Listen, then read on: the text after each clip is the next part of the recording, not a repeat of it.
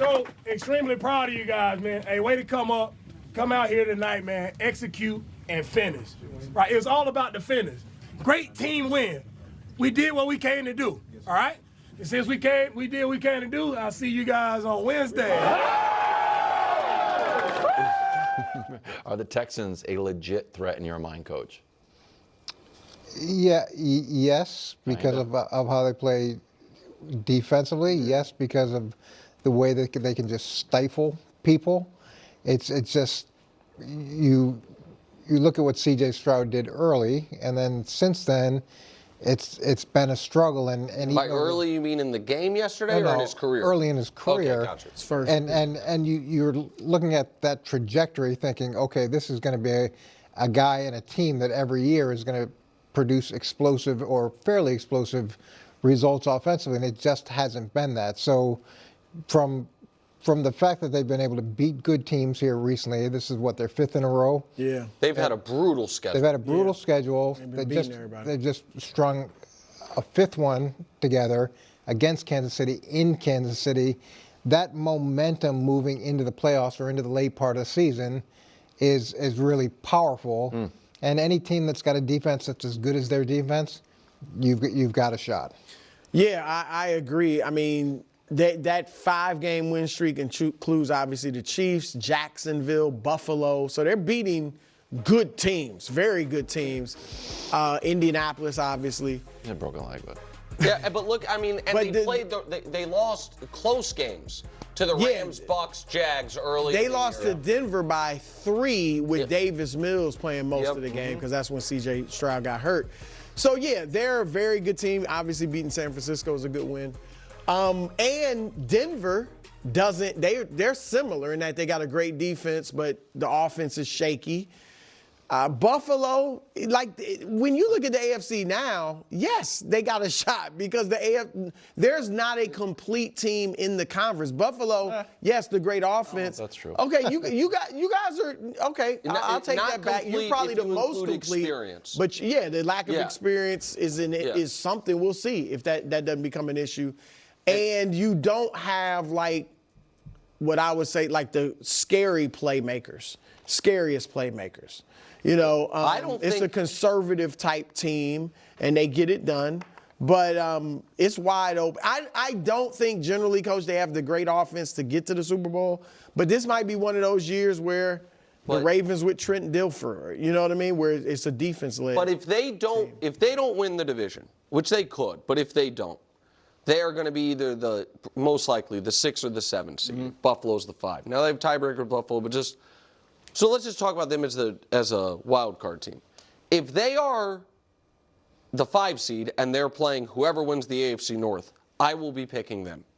And if they are the 6 or the 7 and they are playing Drake May in his first playoff start or Bo Nix or Trevor Lawrence, this is where if I were a Patriots fan, I would prefer almost anyone than the Texans. Yeah, I mean, the Texans absolutely, positively can beat any team in the AFC. Let's just focus on the AFC because we're not, even the question is, are they a legit AFC threat? They obviously absolutely can. And considering the Texans are such an amazing story, considering how this season has unfolded, all the losses in the beginning, CJ Stroud. I mean, like, multiple times you could have said, you know what, it's just better for them to keep losing. The season's over. Get a top draft pick. Fix this O-line. Fire another coach. Another coordinator. You're just like, this season's gone. And now you're like, look what they're doing. Look who they're taking down. And it's also funny because I listened to D'Amico talk where he's just like, it's how we executed and how we finished. And in my mind, I was going to say like emphasize the finish part, And he then says, but it's really how we finish. And I'm like, oh, D'Amico, you're taking my line. I'm like, I really do think like a coach now, because that's exactly I was just about to say. It was like, no, it's how you finished. And he said it, but then he emphasized it. I'm like, he took it. The coach, the head coach of the elite defense took it from me. So I thought that was funny for me. But I mean, Yeah, I went on a whole rant, and I'm not going to repeat the whole rant because I just made it with regards to the Packers video. But I'll just very quickly say that to me, no one should have confidence at all. You can believe in your team being great and being a top contender, et cetera, et cetera. But I mean, I just think any team can be any team right now. And if the Texans went up against the Jags or the Patriots, the Steelers, whoever, they absolutely can this defense can blow up anyone. Now, there are some concerns with the offense, no doubt about it. CJ Stroud made some huge plays. I mean, like he made some plays where I was like, I'm screaming, oh my gosh, I can't believe it. Like, I literally screamed like, oh my gosh, because there's times that like I'm thinking to myself, he's not going to make this play, because a lot of times it's him just scrambling and throwing on the run, and that's not really his game. I look at CJ more as like an elite playmaker from the pocket. Specifically, at least how it was earlier in his career, and things obviously took a bit of a turn. But some of the throws that he was making, I was just like, what's about to happen? And I'm thinking to myself, don't turn the ball over. That's like the only way you can lose this game right now is throwing some sort of devastating pick that then they take it to like the 10-yard line or something. Like you can win this game. You got to be smart. And he's making some plays where I'm just like, oh my God, I can't believe this offense just pulled this off. CJ just pulled this up. I'm like, oh my gosh. And so their offense isn't great, right? It's not bad, but it's not great. I think even Collinsworth was like, it's okay. It's like, it gets the job done relative to the defense. And so that'll always make you a bit uncomfortable in the playoffs for sure, especially now if you're going up against a great defense like the Broncos and whatnot. But it would just be really nice for the Texans if they just also had like an awesome run game or a tough physical run game where they know, like, just some way to just kind of bully things a little bit. Or, I don't know, CJ was more mobile and he could take off more regularly, right? You would always have to, account for him getting like 50, 60 rushing yards or something. Something that could really add a huge wrinkle offensively in the playoffs that I just don't think the Texans have right now. So very much the way how they won this game is that's the way how they're the threat in the AFC. That's how they win the Super Bowl. They blow it all up. But right now, like even against the Buffalo Bills, they could have lost that game. I mean, and they blew up Josh Allen, 2 interceptions, 8 sacks. Like they blew him up, and yet that was still a close enough game. Going up against the Chiefs, right? Like the Texans left that door open the entire game. There was moments that the Texans could have closed it out and said, nope, you can't. And it was just like they were leaving the door open. They were absolutely positively leaving the door open. And if you think about it, there were a bunch of drops that were on the Chiefs that you could just say, if those weren't drops, those are conversions, then who knows? And again, the Texans deserve all the credit in the world. That was 100% about the Texans winning that game, not the Kansas City Chiefs losing that game. But in the playoffs, if a drop becomes a catch, things change dramatically, right? You convert that 4th down rather than not, things change dramatically, right? And so you want to be a little bit more resilient to that. And although this defense is insanely resilient and game-wrecking, you need your offense to be a little bit more resilient as well. You need to be able to get more of a gap, more of a cushion, more of a, hey, our defense just forced a 3 and out. We are now going to have a nice 5-6 minute, whatever it is. And then, again, Collinsworth pointed that out as well, where he's just like, because now the pass rush was getting to CJ, and he was like, if you can just convert a couple downs, now the pass rush is a little bit more tired and they can't be as threatening, right? And like that needs to be a little bit more reliable. Again, especially in the playoffs because things start to suffocate. But the benefit is that CJ Stroud and the Houston Texans have playoff experience, playoff wins. CJ Stroud, himself, alone, the starting quarterback, obviously, has some big game, big moments in the playoffs.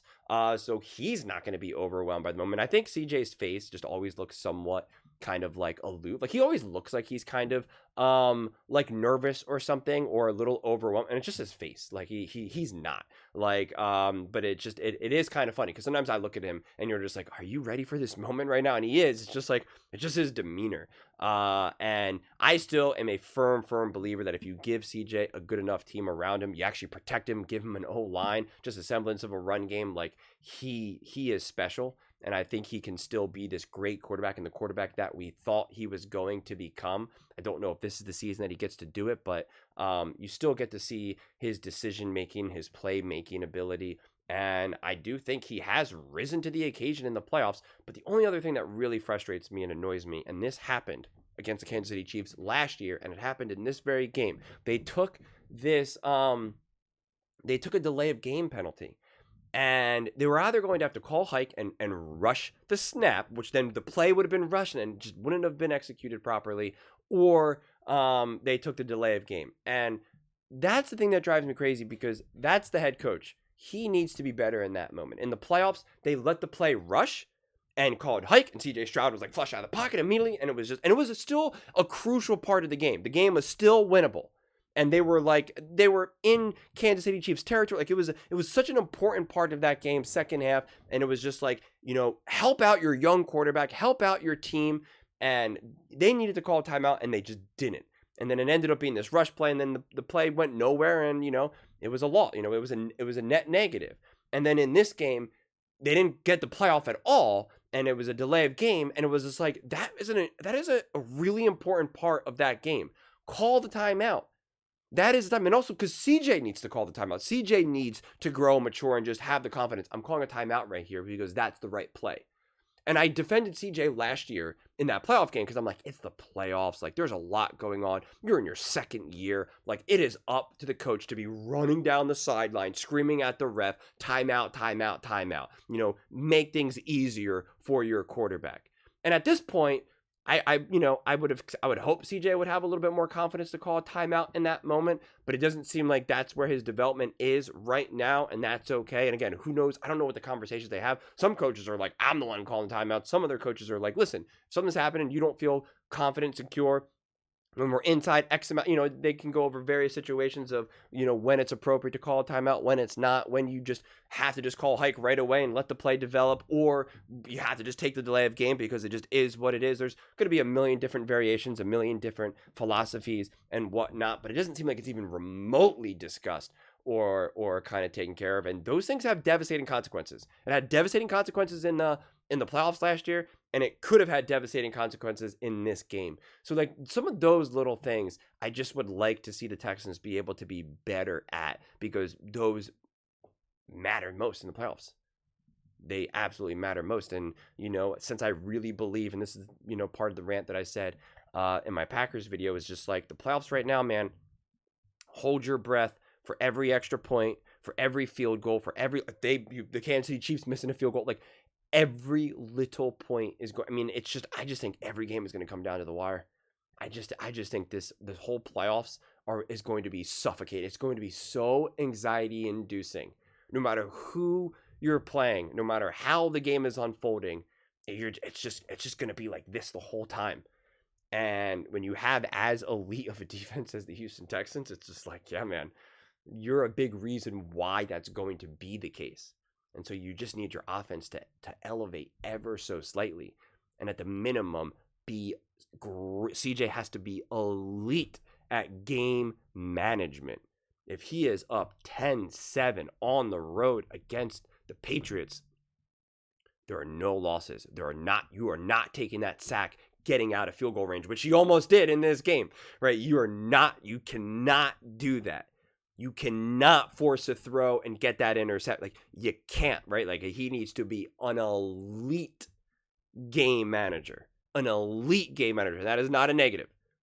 Every all-time great quarterback also needed to be an elite game manager. It's the way it works. Tom Brady was an elite game manager. Patrick Mahomes, an elite game manager. It's not the only thing they're elite at, but it's a tool in their toolbox. And it's like, that's what CJ Stroud needs to understand, arguably more than anything else during this run, during anything else, more so than making some of the big plays. The foundation has to be elite game management. And part of that is calling a timeout when you need to. Even if you want to save your timeouts, it's like, this play matters. This play matters big time right now. So the Chiefs took a timeout when it was just kind of like, it was a gotta have it moment in the game. And it was like, they knew they were going to need their timeouts, but that play itself was really important.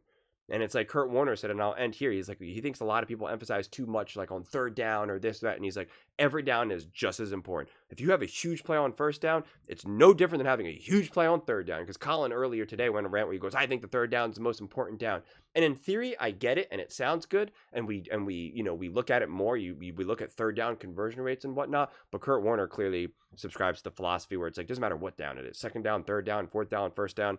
A big play is a big play. An important conversion is an important conversion, whether you're doing it on second down or third down. But those are just my thoughts. I'd absolutely love to hear yours. What do you guys all think about the Houston Texans being a legit AFC threat? Let me know your thoughts in the comments below. I read every single comment, so whether you agree with me or disagree with me, either way, let's get in some discussions, let's get in some fights, but ultimately, let's just have some fun. And please do consider subscribing. We're building an amazing community here, and I absolutely love to see you part of it. I want to build something that we all generally feel connected to, something that we're really excited to be part of. I think we're well on our way to doing it.